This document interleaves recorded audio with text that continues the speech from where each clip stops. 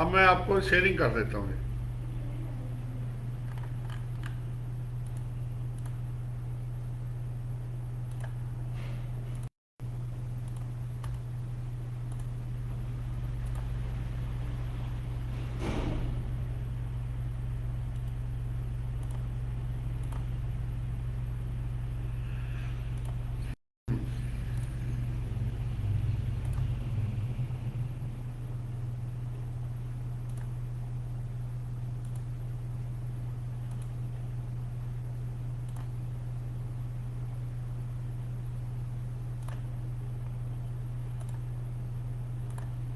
अब देखें जी,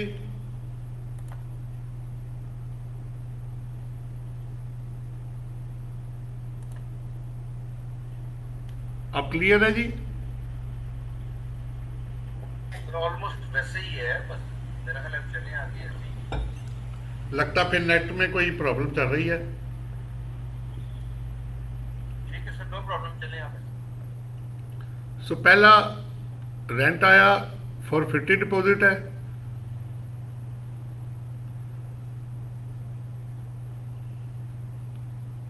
अच्छा, फॉर फिफ्टी डिपॉजिट क्या है? जो रकम आप कोई बंदा डिपॉजिट करा दे और वो आप अमाउंट जब्त कर लें, जैसे बयाना जब्त हो जाता है, उसे फॉर फिफ्टी डिपॉजिट कहते हैं। फिर ओनर बर्डन, अगर आपका प्रॉपर्टी टैक्स या कोई टैक्स दूसरा बंदा पे करेगा टेनेंट, तो वो भी इसमें ऐड किया जाएगा। ये जस्ट फॉर्मेट है आपको दिखाने के लिए। फिर उसके बाद आपने 1/10 of non adjustable advance add करना है, अगर कोई होगा तो। ये सारी चीज़ें होने पे अगर होंगी तो आएगा, नहीं होगा तो नहीं आएगा। ये आपके पास आ जाएगा rent chargeable to tax for repair allowance and collection charges. इसमें दो चीज़ें फिर आपने ऐड करनी है, irrecoverable rent received after disallowance और non payment of expenses already allowed at deduction. तो आपके पास आ जाएगा total rent chargeable to tax before deduction. अभी मुझे कर लेने दीजिएगा, फिर सवाल कर लीजिएगा। फिर इसके अगेंस्ट आपकी डिडक्शन जो 15 में पड़ेंगे, ये लिस्ट पूरी पड़ी हुई है। रिपेयर अलाउंस है 1/5 of rent chargeable to tax, any tax in the connection with the property, property tax है, कॉर्पोरेशन म्यूनसिपल टैक्सेज हैं, लोकल टैक्सेज हैं, एनी अदर टैक्स जो प्रॉपर्टी पे होगा वो ले लिया। फिर ग्राउंड रेंट है, अगर ज़मीन किसी और की है, बिल्डिंग किसी और ने बनाई है, तो जो ज़मीन वाला किराया आप उसको देंगे वो ग्राउंड रेंट उसको कहते हैं। इंटरेस्ट और मनी बोरोड अगर आप करेंगे, लोन लेके कंस्ट्रक्शन करेंगे, तो वो मार्कअप आपको मिल जाएगा। Interest on loan against mortgage on property, अगर आपने कोई लोन के ऊपर मोर्गेज प्रॉपर्टी पे किया है, वो बोरोड फंड्स है, ये मोर्गेज प्रॉपर्टी है। So with security without security भी हो सकता है। Share of rent paid to HBFC house building finance corporation या शेड्यूल बैंक को देंगे, यानी आपके साथ वो इन्वेस्टर है तो वो अपने रेंट पे टैक्स देगा, वो अपने रेंट पे देंगे। एडमिन एंड कलेक्शन चार्जेज है जी, एक्चुअल 40,000 है और 4% ऑफ दी जो RCT है, विच एवरेज जो लोअर होएगा वो आएगा। Legal charges in connection with property, assume किया इरिकवरेबल रेंट, आपको रेंट रिसीव नहीं हुआ, रहा नहीं वो रिसीवेबल, पार्टी भाग गई है। और payment of expenses already treated as income due to non its non payment, अगर कोई पेमेंट करेंगे तो ये सारा कुछ करके तो आप माइनस करेंगे तो आपके पास आ जाएगा टैक्सेबल इनकम फ्रॉम प्रॉपर्टी। अब एक इनकम साइड है ये वाला, दूसरा एक्सपेंसेस है, और ये इसके नोट्स हैं जो उसके बारे में लिखे गए हैं। आपने अगर कोई सवाल करना हो तो आप कर सकते हैं। हाँ जी,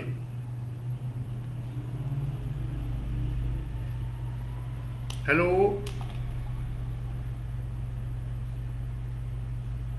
अभी तक तो क्लियर है सर। अब पिक्चर वैसे साफ हो गई है कि नहीं?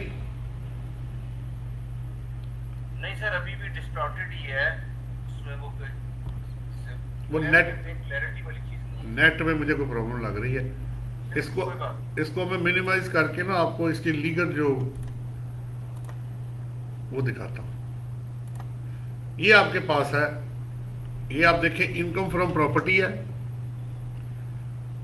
सबसे पहले रेंट रिसीव्ड और रिसीवेबल जो ड्यूरिंग दी टैक्स ईयर होगा, वो आपने एज पर रेंट एग्रीमेंट जो है उसको निकालना है। लोग कुछ ज़बानी करते हैं, कुछ इन राइटिंग में करते हैं, लेकिन टैक्स ऑफिस ज़ाहिरी बात है वो इन राइटिंग वाले को एक्सेप्ट करेगा, जुबानी चीज में तो बंदा कुछ भी कह सकता है, कल को मुकर जाएगा, बदल जाएगा। लिखा हुआ जो है ना उससे डिनाइल उससे भी बंदा कर सकता है, लेकिन अमूमन कम चांसेस होते हैं।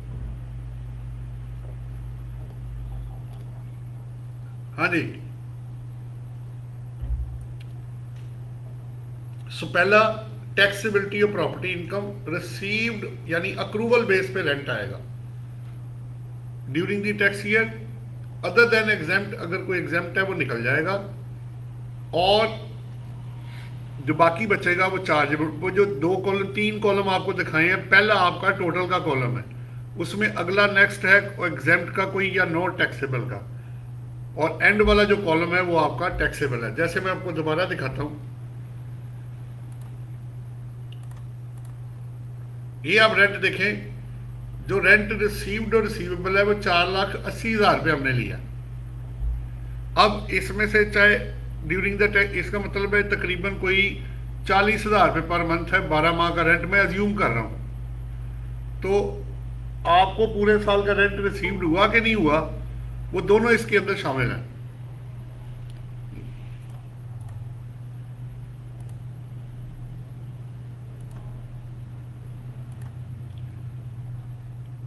और अगर इसमें से कुछ एग्जेम्प्ट होता तो यहां था, और ये बैलेंस आपका आगे चला जाता। इसमें अभी फिलहाल दोनों को ऐड करके यहां लिख दिया, अल्टीमेटली ये तीनों ऐड हुए। सो ये पहला पॉइंट था, मैं अभी एक एक करके जरा करना चाह रहा हूं, फिर मैं वरना मिक्स हो जाएगा सारा कुछ।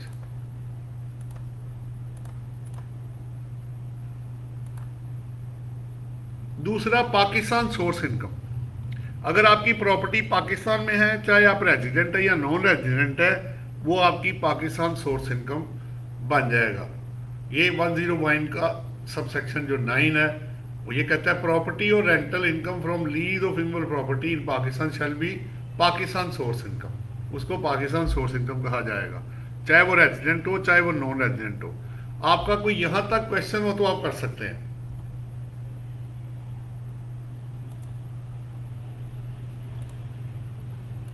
हेलो, आपका कोई क्वेश्चन हो तो आप कर सकते हैं। सर जी सर अब एक नॉन रेजिडेंट है, ठीक है जी। सर, वो यहाँ पे प्रॉपर्टी है, रेंट आ रहा है, जी। ठीक है सर। अब सर उसको रेंट आता है यहाँ पे होता है, लेकिन यहाँ पे उसका कोई बंदा है, भाई है, वो उसको रेंट जो आता है वो उसको वो आउट ऑफ द कंट्री भिजवा देता है, जैसे उसको मिलता है, सर ये भी टैक्सेबल होगा।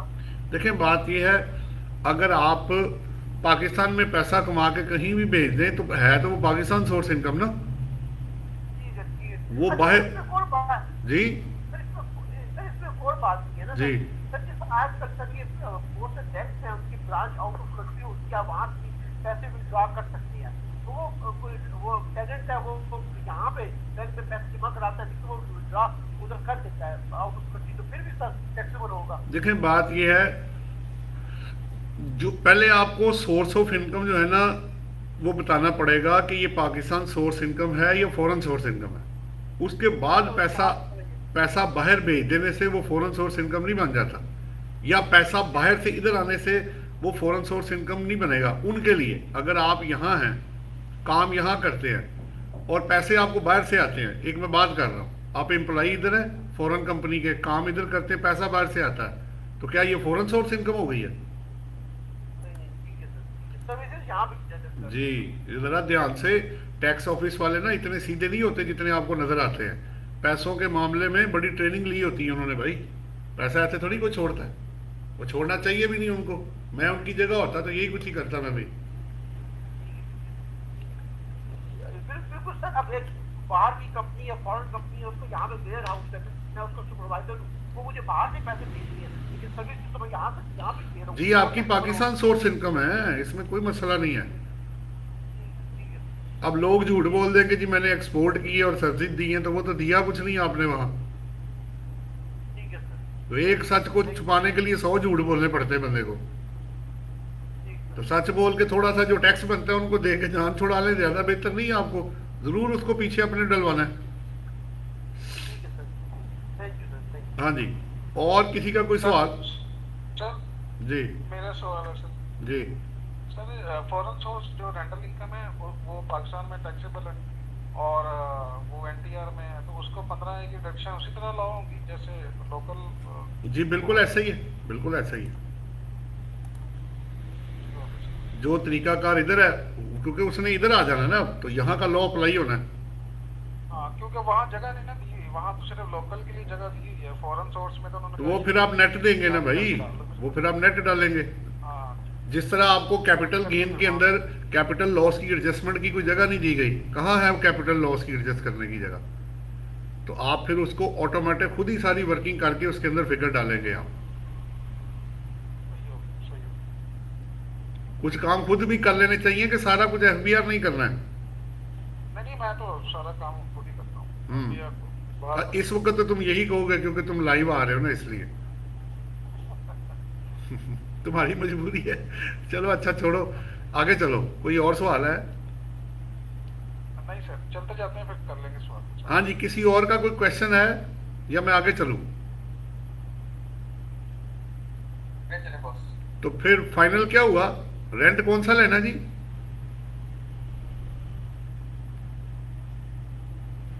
रेंट कौन सा लेना जनाब? कोई आवाज नहीं आ रही। पाकिस्तान सोर्स सिस्टम नहीं वो ठीक है, एज पर एग्रीमेंट। वो कैलकुलेट कैसे होना है?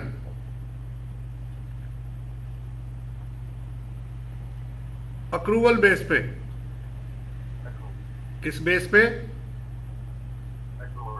Pakistan source income accrual base पे, रिसीव्ड और रिसीवेबल।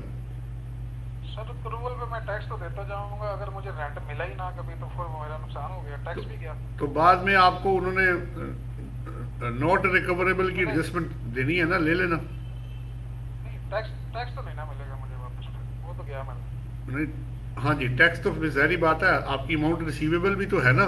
अगर रिसीवेबल ना रही तो फिर आपको इररिकवरेबल रेंट के तौर पे आपको एडजस्टमेंट बाद में मिल जाएगी अगले सालों में। उस साल मेरी कोई इनकम और हुई ना तो वो भी गया। हाँ, तो एक्सपेंस आपको ज़ाहिर बात है, एक्सपेंस उसने लो कर दिया आपको, एक्सपेंस लो कर दिया उसने आपको। तो फिर मेरी किस्मत है कि मेरी इनकम थी उस साल में। अमूमन यार अब तो रेंट कौन छोड़ता है, लोग तो एडवांस में पैसे ले रहे होते हैं। आप कौन सा रिकवरेबल की दुनिया में बैठे हुए, अब तो लोग एडवांस में पैसे लेते हैं। जी आगे चलूं जी, नेक्स्ट देखें जी। अब आपने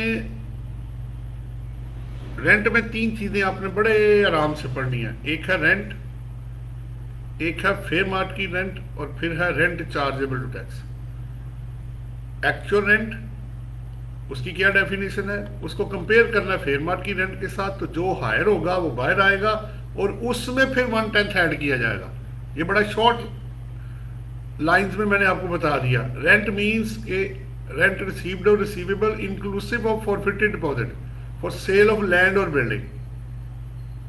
नंबर 1 कंपेयर करना फेयर मार्केट की रेंट। ओबियसली जो मार्केट में रेंट फेच करेगा वो, यानी अगर मेरा रेंट है फर्ज करें 4 लाख रुपए, लेकिन फेयर मार्केट की रेंट है 8 लाख रुपए, तो इनमें से जो हायर है वो बाहर आएगा और उसमें फिर ऐड किया जाएगा 1/10 ऑफ नॉन एडजस्टेबल एडवांस अगर होगा तो ये आपके पास आएगा रेंट चार्जेबल टू टैक्स। हाँ जी, कोई सवाल है तो आप कर सकते हैं। 3 चीजें आपने कही हैं, एक तो ये है कि एफएमवी, एक है एक्चुअल रेंट। एक काम करो, ठहरो, और ये पहली एग्जांपल लो। अब मैंने एग्जांपल रेफर की, ज़रा आसान हो जाएगा। आपका रेंट है जी 15,000 रुपये पर मंथ और 1 लाख नॉन एडजस्टेबल एडवांस है। तो 15, अब डेट भी आपने देखनी कब रेंट एग्रीमेंट साइन हो रहा है, कितने माह का रेंट है। तो जुलाई में साइन हुआ है और इफेक्टिव डेट भी नोट करनी है। तो 15,000 12 और 1/10 ऑफ नॉन एडजस्टेबल एडवांस, ये आपके सामने पड़ा हुआ है। ये आपके सामने 1,90,000 रुपये आपका रेंट चार्जेबल टैक्स है। अभी एक और एग्जांपल कर लेने दो। अच्छा, इसमें अगर आपका जो फेयर मार्केट की रेंट है फर्ज करें इस सवाल में ज़्यादा होता तो फिर आपने ज़्यादा वाला लेना था। यह अजम्पशन ये है कि एफएमआर पे ही आपका रेंट एग्रीमेंट हुआ है। दूसरे सवाल में आपका फॉरफिटेड डिपॉजिट से रिलेटेड है, अगर 60,000 रुपये आपने रिसीव किया है, कॉन्ट्रैक्ट आपका सेल हुआ प्रॉपर्टी 6 लाख में, 2 मंथ्स के बाद उसने आपको रिमेनिंग अमाउंट देनी है, वरना फॉरफिट हो जाएगा। अब क्या हुआ कि आपने इनकम फ्रॉम प्रॉपर्टी निकालनी है, क्योंकि वो फेल्ड हो गया है अपने पैसे देने से, तो ज़ाहिर बात है फिर जो आपने ये बेचा था रेंट पे नहीं था, तो जो 60,000 रुपीज़ आपका फॉरफिट होगा, एज पर लो एक्चुअल रेंट 0 है, फिर मार्केट रेंट ऐड की, उसका फॉरफिटेड डिपॉजिट ऐड किया तो 60,000 आपका रेंट चार्जेबल टू टैक्स बनेगा। आपका कोई, अब आप सवाल कोई करना चाहें तो आप कर सकते हैं। हाँ जी,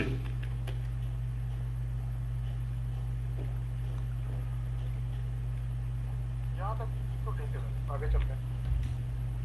मैं फिर वापस आता हूं। मैंने 3 चीजें आपको कही।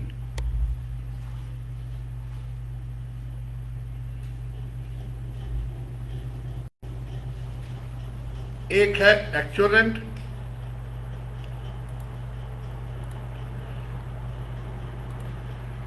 एक है आपका फेयर मार्केट रेंट जो मार्केट में फेच होगा, और तीसरा आपका है rent chargeable to tax.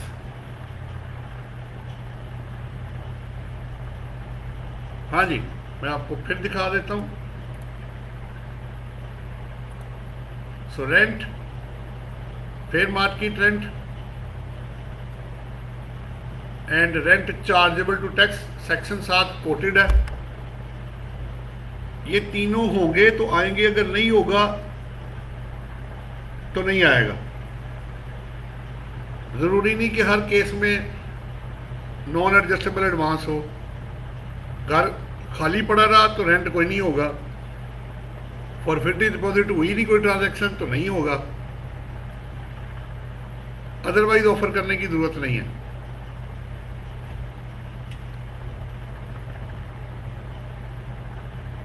Owner को भी उन्होंने डिफाइन कर दिया। देखें, ओनर ये भी हो सकता है कि जमीन का अलग हो, आपकी जमीन हो, कंस्ट्रक्शन किसी और बंदे ने की हो, तो आप जमीन का किराया लेंगे, वो बिल्डिंग का लेगा, दोनों ही ओनर ट्रीट किए जाएंगे और दोनों अपने अपने शेयर के ऊपर अगर टैक्स जो भी बनता होगा देंगे, नहीं बनता होगा तो नहीं देंगे। से कनेक्टेड ये सर्कुलर एफर्ट है। अगर आप इसको पढ़ना चाहें तो एक नज़र देख लें, कोई सवाल हो तो कर लें, वरना फिर मैं आगे चला जाऊंगा।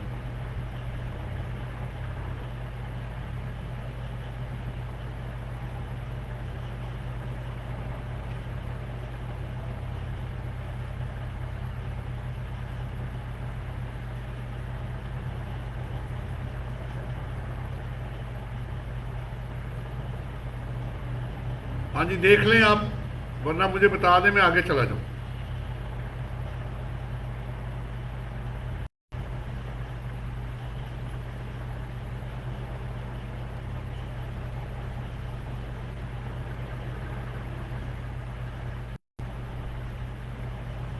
किस साल का सर्कुलर था? सर्कुलर 1959।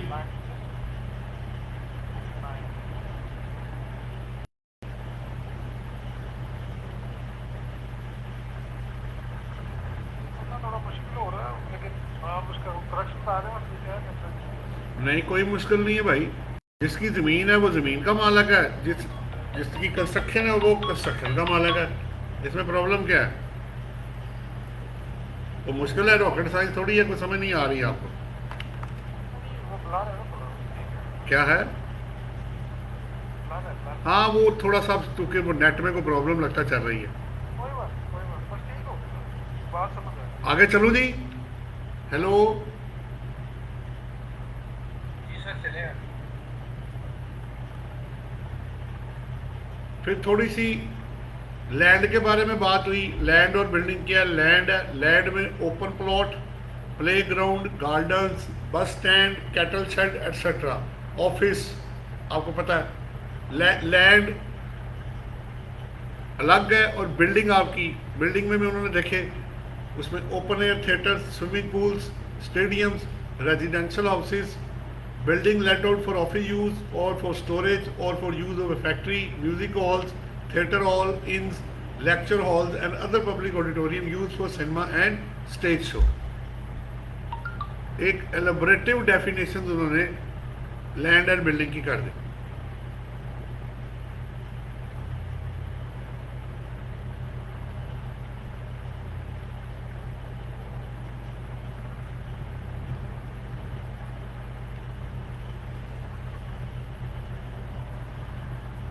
और फॉरफिटेड डिपॉजिट भी नीचे दिया हुआ है under a contract for the sale of land और ए बिल्डिंग. फिर उसने ये भी क्लियर कर दिया कि प्रॉपर्टीज को बेच के, ये एक बड़ा इंपॉर्टेंट एरिया है, ये देखें, इसको जरूर पढ़े.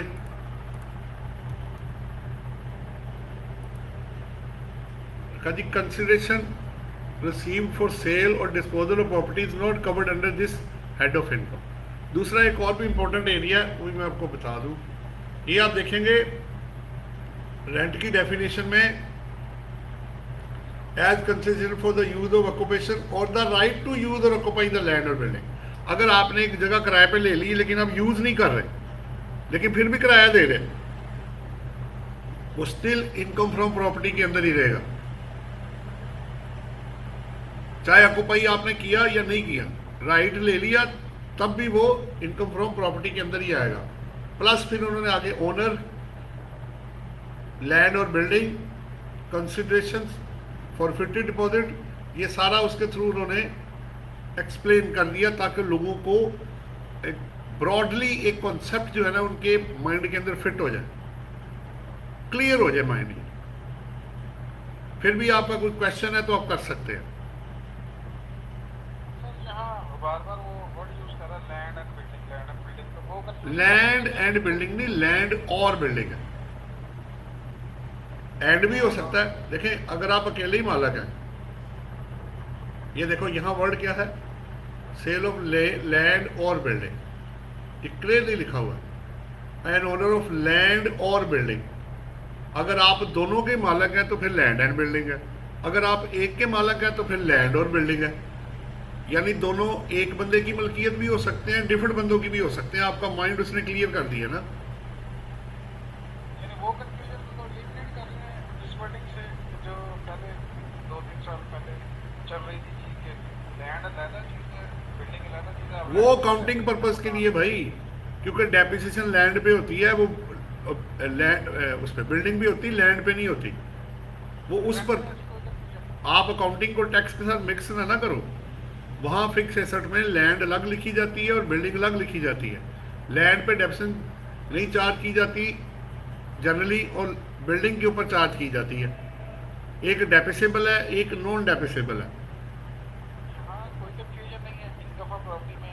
हाँ जी, बिल्डिंग का रेंट है या लैंड का नहीं. जी बिल्कुल ऐसा ही है. दोनों इकट्ठा भी हो सकता है, अलग अलग भी हो सकता है. उसने आपका विजन ब्रॉड कर दिया. मकान आपने किराए पे दिया तो वो लैंड और बिल्डिंग दोनों पे. ज़ाहिर बात है, अगर आपका ही है और आप ही सारा रिसीव कर रहे हैं तो आप ही टैक्स देंगे अगर बनता होगा तो.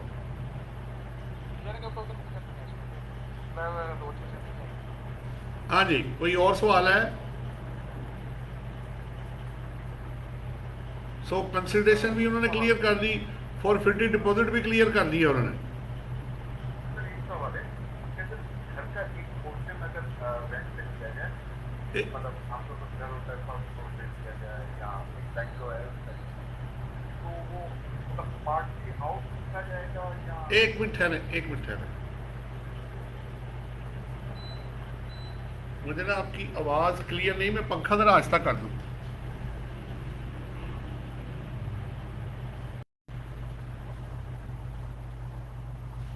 जी अब बोलिएगा जरा. घर का अगर कोई पोर्शन एक बैंगलो है, उसमें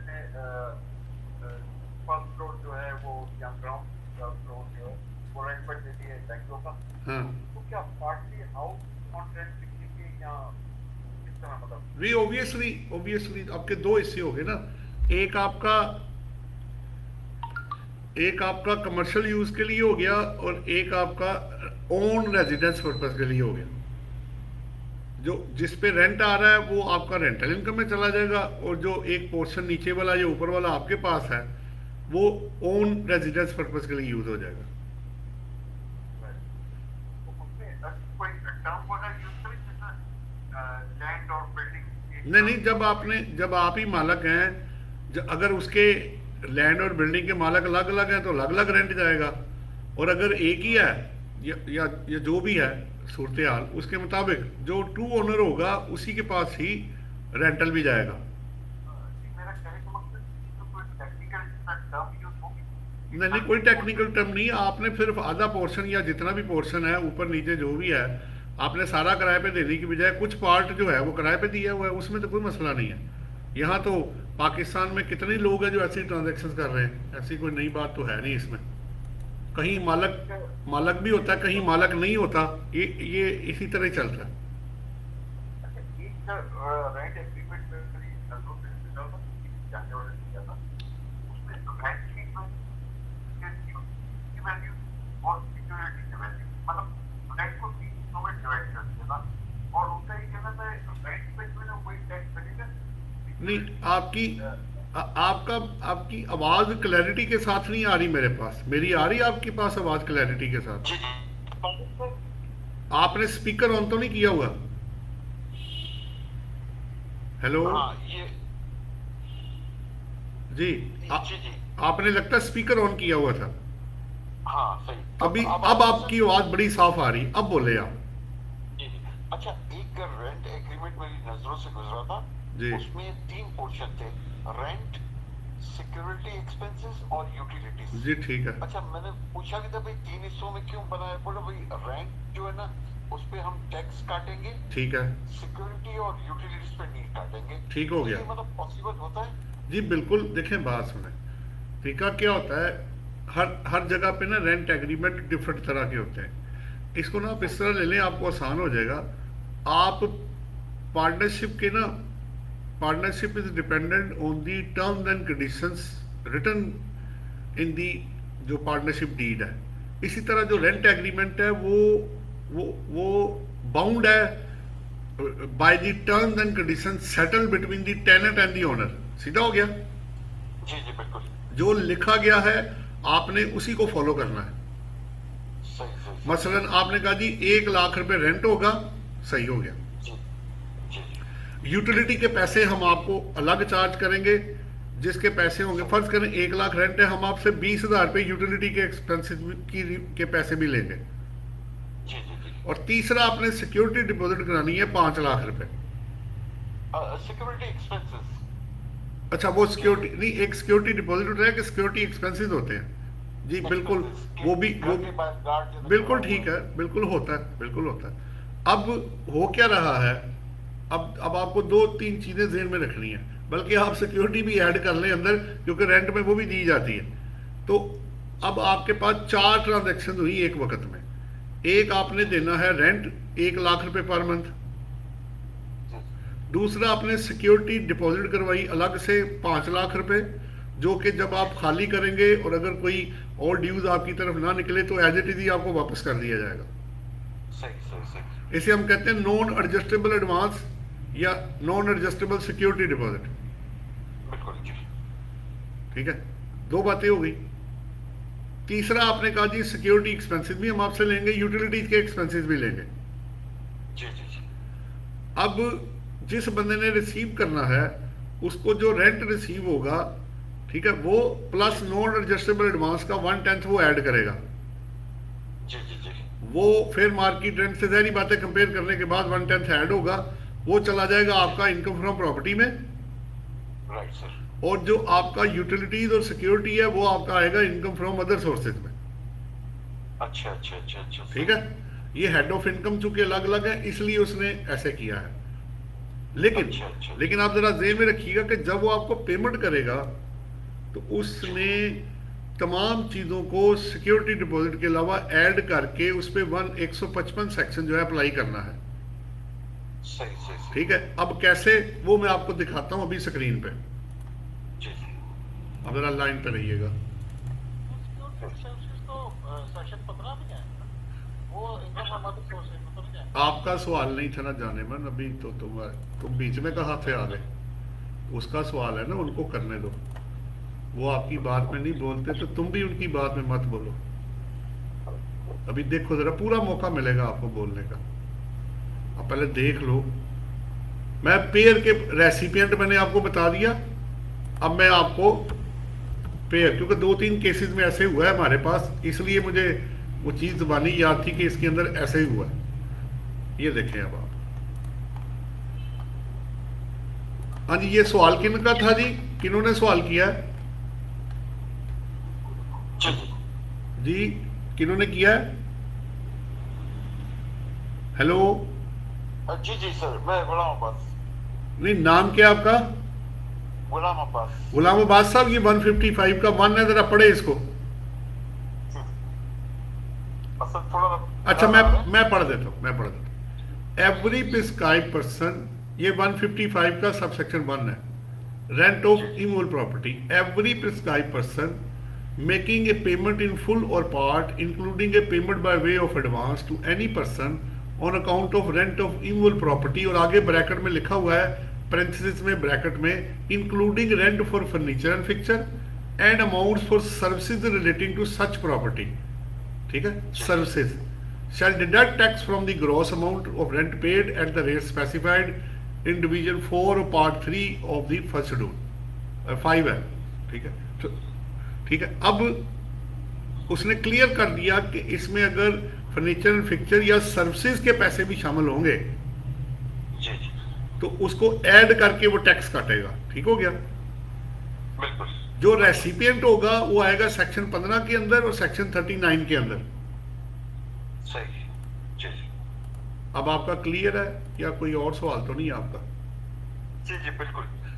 तो ये बेहतर होता है कि मतलब वो पूरे पे रेंट कर दे, वरना तो उस पर टैक्सेस वगैरह ज्यादा देने पड़ जाएंगे, यूटिलिटीज। नहीं, एक मिनट रुक जाए। देखें यहाँ पे ना कानून आपके ताबे नहीं है, आप उसके ताबे, आपने उसको फॉलो करना है। ठीक है, सही सही। तो अगर पेयर को कहा गया कि वो काट के आपको पैसे दे, तो रेसिपिएंट को ये नहीं कहा गया कि उसकी इनकम फ्रॉम प्रॉपर्टी बन जाएगी। सही वो 2 हिस्सों में डिवाइड करेगा। जो रेंटल होगा इमूवेबल प्रॉपर्टी का, वो इनकम फ्रॉम प्रॉपर्टी के हेड में जाएगा, और जो इनकम फ्रॉम अदर सोर्सेज है वो अलग हो जाएगा। ठीक है, राइट। फिर उनको डिक्लेयर करके ऐड करके तो फिर उस पर टैक्स लगाया जाएगा। टैक्स बनता या नहीं बनता, कम या ज्यादा, वो बात की बात है। पहले आप राइट रियल लॉ जो है, जो फैक्चुअल और ग्राउंड रियलिटी है, उसकी बेस पे आप उसको जो कहा गया है उसको करें आप पहले। Right right. जी, अब आपका कोई और सवाल तो नहीं है जी? नहीं सर, नहीं सर। हाँ जी, अब तुम बोल सकते हो भाई सैम्यूल, अब बोलो। मैं तो यही कह रहा था कि जो रिलेटेड सर्विसेज पेड हुआ है, क्या वो रेसिपिएंट के लिए भी इनकम ऑफ प्रॉपर्टी ही बनेगा? अभी मैंने क्या बताया, सुना नहीं क्या? कि आपने बताया कि 39 में जाएगा, हाँ जी, तो जो फर्नीचर से आता फिक्चर, वो तो रेसिपिएंट के लिए भी इनकम ऑफ प्रॉपर्टी रहेगा ना? क्या फर्नीचर और सर्विसेज प्रॉपर्टी की डेफिनेशन में आता है? क्या वो इमूवेबल प्रॉपर्टी है? नहीं। नहीं है, तो फिर उसको इनकम फ्रॉम अदर सोर्सेज में जाना चाहिए। लेकिन फिर वो क्लासीफाई करना पड़ेगा कि फर्नीचर फिक्चर का इसमें कितना पोर्शन जी है, बिल्कुल, और क्लासीफाई बाकी रहते। बिल्कुल करना पड़ेगा। जब एक चीज इमूवेबल प्रॉपर्टी है ही नहीं तो उसके हेड में कैसे जाएगा? क्या वो लैंड और बिल्डिंग की डेफिनेशन में आ रहा है? नहीं आ रहा। नहीं आ रहा, आपने खुद ही जवाब दे दिया। तो जब नहीं आ रहा तो फिर आपने मर्ज क्यों किया उसको उसके अंदर? अब या तो आपका टैक्स बढ़ जाएगा या कम हो जाएगा, 2 ही चीजें होनी है। नहीं, वो ट्रीटमेंट जेन्युइन होना चाहिए, बाकी टैक्स कम ज्यादा हो रहा है वो तो बात की बात ना। तो फिर अब आपको समझ आ गई या आपने कोई और सवाल करना है? एक और सवाल है, ये है कि अगर यूटिलिटी जो है वो एक्चुअल बेसिस पे जो टेनेंट है वही पे कर रहा है, तो फिर उसके लिए तो वो उसका एक्सपेंस बन जाएगा, जो लैंडलॉर्ड है उसका तो कोई लेना देना नहीं है। इट वेरी, फिर वही जैसे उन्होंने सवाल किया, तो कराची में उमूमन चूंकि आपको पता है हाई राइज बिल्डिंग होती हैं, तो वो लोग ज़मीन खरीदते, ये नहीं कि ज़मीन नहीं खरीदते, बड़ी लोगों के पास ज़मीन है, लेकिन अपार्टमेंट सिस्टम ज़रा सस्ता पड़ जाता है एज़ कम्पेयर टू, कभी महंगे भी होते हैं अपार्टमेंट, सस्ते भी होते हैं, लेकिन कंपैरेटिवली अगर ज़मीन के साथ आप चीज़ लेंगे तो आपको महंगी मिलेगी। प्लस ये भी डिपेंड करता है कि लोकेशन कौन सी है, फ्लोर कौन सा है, बड़ा कुछ मैटर करता है। सारी चीज़ें मैटर करके तो फिर ही वो चीज़ आपके पास आती है। तो वहाँ चूँकि यहाँ भी है, ये नहीं कि सिर्फ वहीं है, लाहौर में भी है। अब तो यहाँ भी आपकी हाई राइज बिल्डिंग बनना शुरू हो गई हैं, पहले नहीं था इतना ट्रेंड, अब शुरू हो गया काम। तो वो contract vary from person to person है, हर चीज़ के पैसे अलग अलग चार्ज होते हैं। लिफ्ट के पैसे अलग हैं, यूटिलिटीज़ के पैसे अलग हैं, पार्किंग के पैसे अलग हैं, गार्ड के पैसे अलग हैं, ठीक है। कोई लोग तो बिजली भी बेच रहे होते हैं, कोई एज इट इज वो कहते हैं जी अपनी बिजली खुद पे करें, कुछ लोग बिजली खुद लेके तो आगे आपको वो बेच रहे होते हैं प्रॉफिट मार्जिन ऐड करके।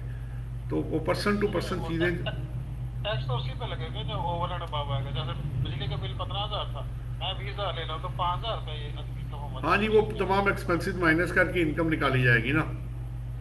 आपका कोई और सवाल है या आगे चले? इसमें लॉस भी हो सकता है। लॉस बिल्कुल हो सकता है जी, अगर आपके लॉस सैलरी के अलावा किसी हेड में भी हो सकता है। 15,000 बिजली का बिल लिया, मेरा 20,000 आ रहा, तो वो मैंने कहा ना, इतना तो खैर वो बेवकूफ़ नहीं होगा कि आपको कम चार्ज करे, लेकिन अदर एक्सपेंसेस भी हो सकते हैं ना, आपके legal and professional charges, security guard या अदरवाइज जो एक्सपेंसेस हैं उसने तो डालने आप पे ही हैं।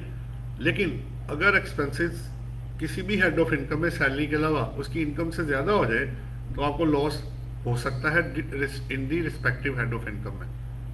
सिक्योरिटी के पैसे मैं जितने गार्ड को दे रहा हूँ उतने उससे चार्ज किए, तो वो तो बराबर नहीं हो जाएगा, तो इनकम कहाँ से आएगी? भाई ये तो फिर वही बात है ना, contract vary from person to person है। कुछ लोग प्रॉफिट पे करते हैं, कुछ लोग ब्रेक इवन पे कर लेते हैं, ये तो डिपेंड करता है। ब्रेकिंग वन पे कोई इनकम नहीं आएगा। नहीं, इनकम तो आएगी, नेट इनकम नहीं आएगी।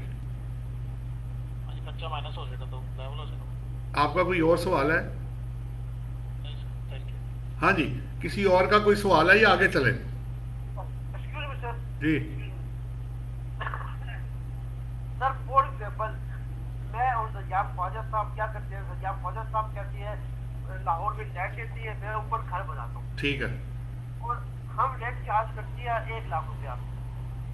तो सर अब ये तो नहीं हो सकता ना कि सर सज्जाद ख्वाजा साहब भी वो 1 लाख रुपया अपनी इनकम पे शो करे, मैं भी 1 लाख रुपये नहीं, दोनों कैसे कर सकते हैं? 2 दफ़ा इनकम थोड़ी आई है। 2 दफ़ा कर भी देंगे तो पैसे तो एक दफ़ा ही होंगे ना, फिजिकली तो एक दफ़ा ही आया पैसा। तो फिर सर क्या करेंगे? फिर डिवाइड कर ले, आपका अगर आधा आधा है या जो आपने रेशो तय की हुई है कि ज़मीन का किराया एक बंदा ले ले, कंस्ट्रक्शन दूसरा ले ले पैसे।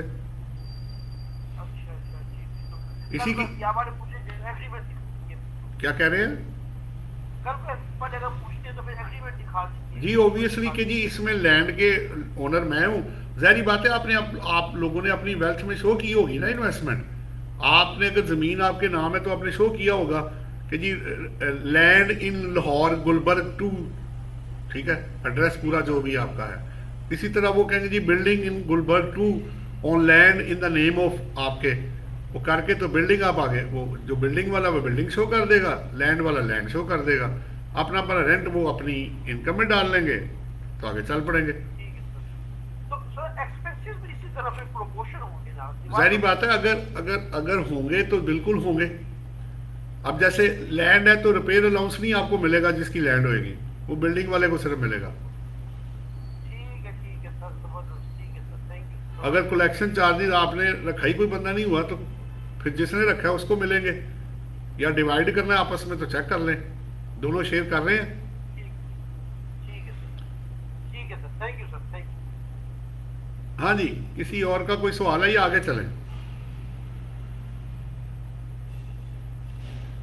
अब ये आपके पास आ गया एक मेथोडोलॉजी आपने अडॉप्ट की,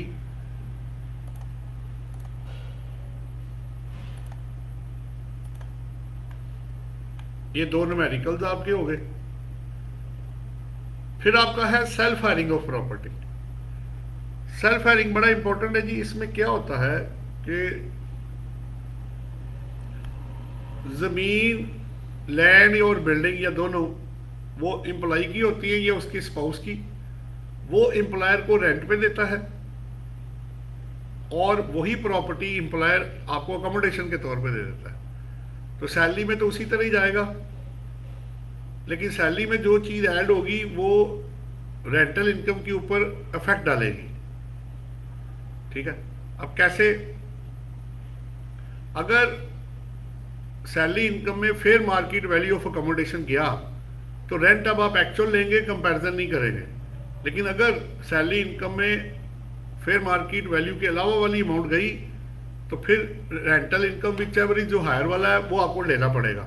ये सेल्फ हायरिंग में देखिए, अगर मैं सेल्फ हायरिंग को भूल जाऊं तो जो सैलरी है 45% ऑफ मिनिमम टाइम स्केल या बेसिक सैलरी या actual amount which average fair market value, ठीक है, या 45% विच एवरेज हायर है। और रेंट में क्या है, रेंट या फेयर मार्केट रेंट विच एवरेज हायर है। अब लॉ ये कह रहा है कि अगर सैलरी में fair market value of accommodation गया तो रेंटल को कंपेयर नहीं करना, फिर आपने एक्चुअल लेना है। एक तरह का रिलीफ दे दिया उन्होंने। सो जहां लोग एक इनकम शो करने को तैयार नहीं, वहां आप दो इनकम शो कर रहे हैं। तो आपने जो रेंट भी रिसीव किया और अकोमोडेशन के तौर पे वो प्रॉपर्टी रिसीव भी की, इसको सेल्फ हायरिंग कहते हैं। इस पे सर्कुलर तो अपनी जगह पे है, प्रैक्टिकल एग्जांपल भी है। अगर 30,000 रुपये बेसिक सैलरी बंदे को रिसीव हो रही है, अकोमोडेशन फैसिलिटी है, अकोमोडेशन फैसिलिटी जो है वो ओनरशिप ऑफ एम्प्लॉई है, तो वो कहता है जी आप मुझे बताएं कि क्या होगा जबकि फेयर मार्केट 2.5 लाख रुपये हो, एक्चुअल रेंट 2 लाख है, फिर इतना आपका 30,000 रुपये सैलरी है, मल्टीप्लाई बाय 12 पूरे साल का 3,60,000 है। ठीक है, पहले सैलरी इनकम पूरी कर लेते हैं ना। अकोमोडेशन के तौर पे जो आया, तो जो आपको दिया गया रेंट वो फेयर मार्केट रेंट है 2.5 लाख, 45% आपने लेना है, ये 45% हमने लिया। किसका? 3,60,000 का। इन दोनों में से जो हायर है अंदर ऐड हो गया। आपने देखा कि फेयर मार्केट रेंट ज़्यादा है। अब आपने जो इनकम फ्रॉम प्रॉपर्टी लेनी है, ऑल्दो के फेयर मार्केट वैल्यू 2.5 लाख है, लेकिन आपने 2 लाख लेना है क्योंकि इसमें फेयर मार्केट वैल्यू गई है। अगर यहाँ फेयर मार्केट वैल्यू ना जाती तो यहाँ पे फिर 2.5 लाख रुपए आना था। इन दोनों को फिर जमा किया, अज्यूम किया कि ये ओबियसली जो खर्चे वगैरह है वो माइनस करके है, तो टैक्सेबल आपका 8,10,000 बन गया है। या अगर आप कह लें ये बिफोर एक्सपेंसेस है, तो एक्सपेंसेस माइनस करके तो फिर इसकी इनकम इसमें ऐड की जाएगी। आपका कोई सवाल हो तो आप कर सकते हैं। फेयर मार्केट ये है self hiring of property.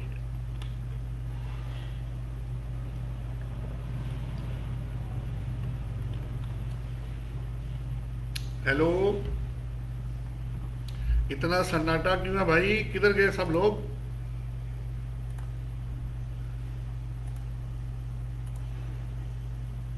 Hello, आवाज कोई नहीं आ रही?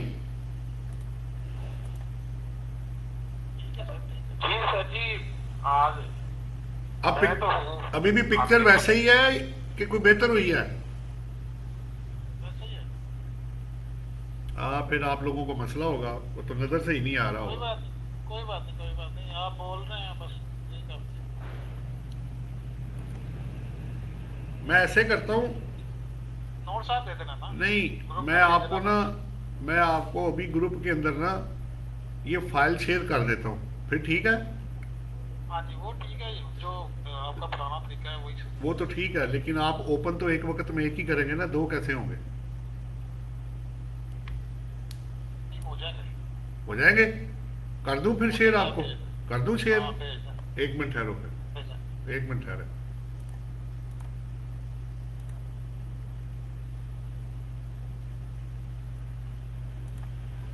एक मिनट।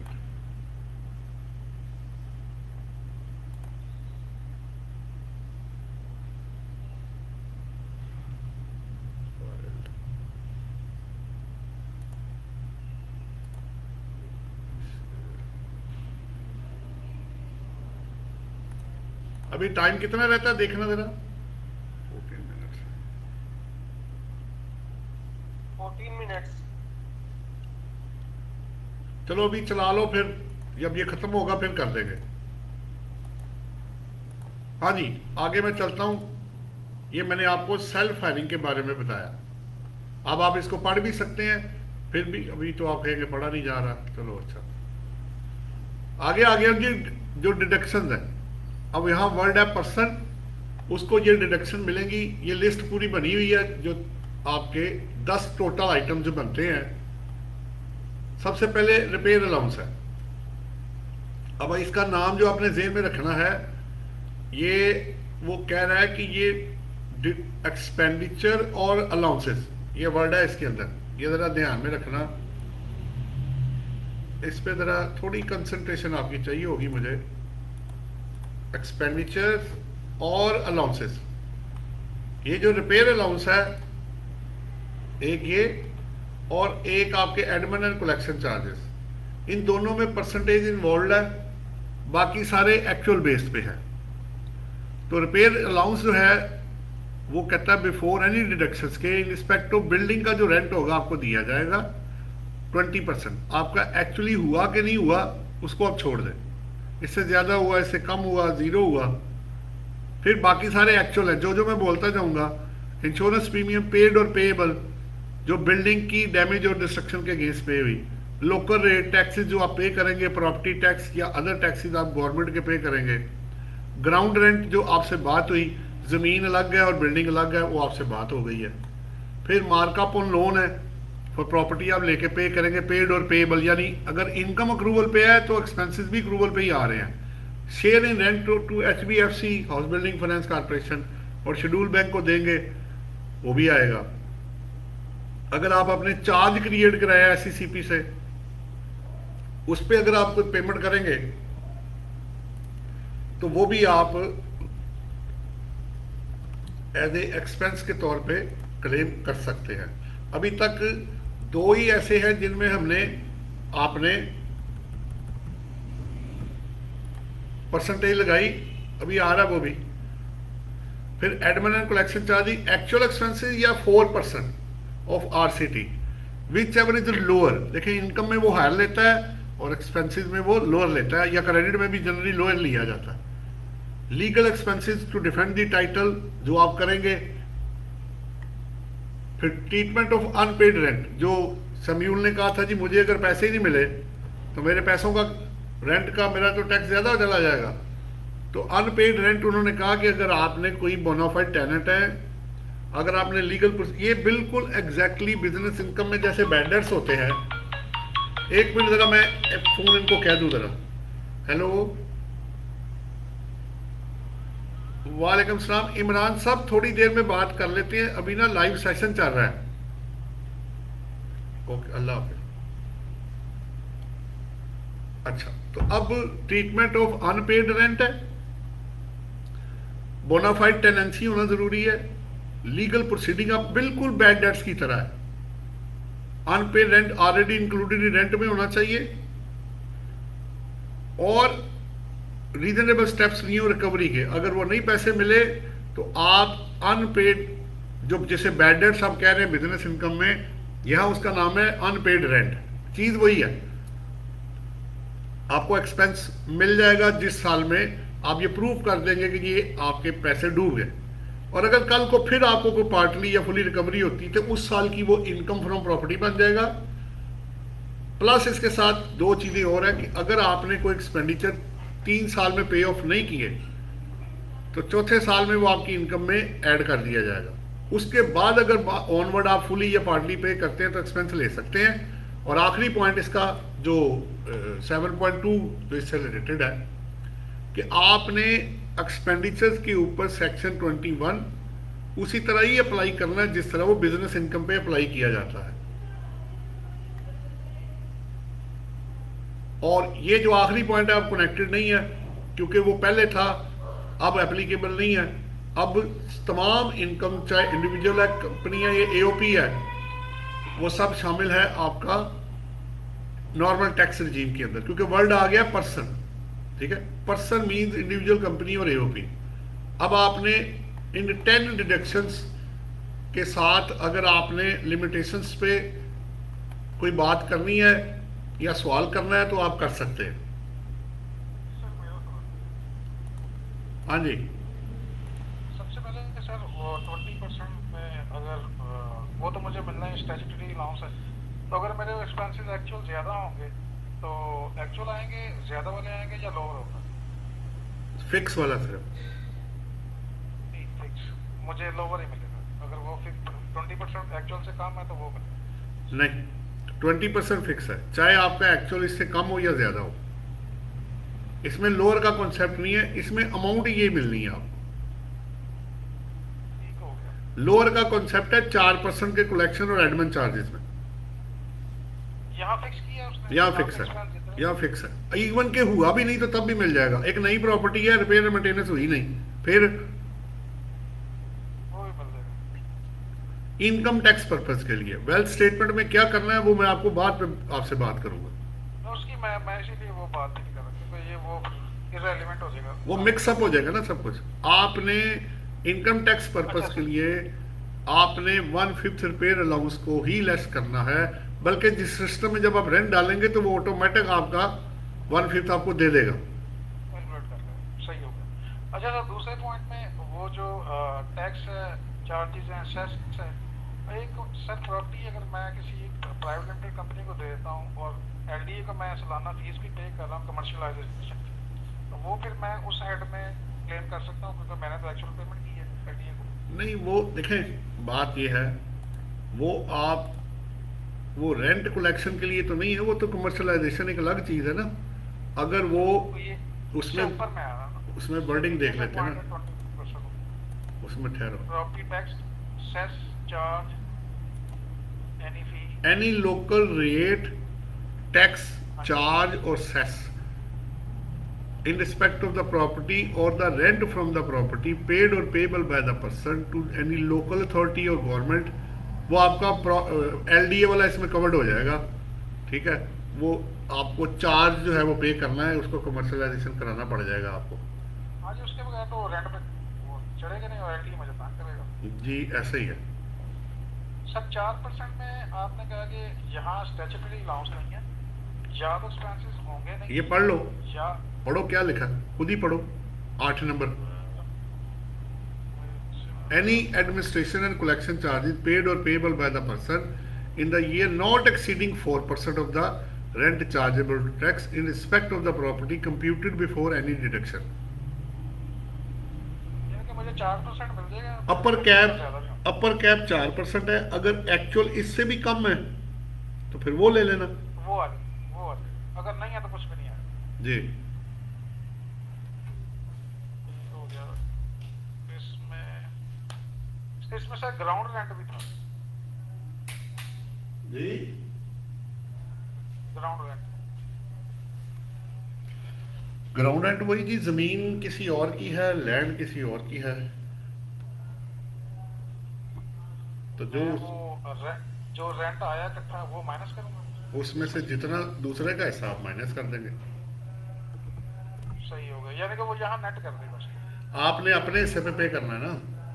जी बिल्कुल सही हो गया। सर लीजिंग वाला क्या चक्कर है, लीजिंग का ग्राउंड रेंट वो भी वो कैसे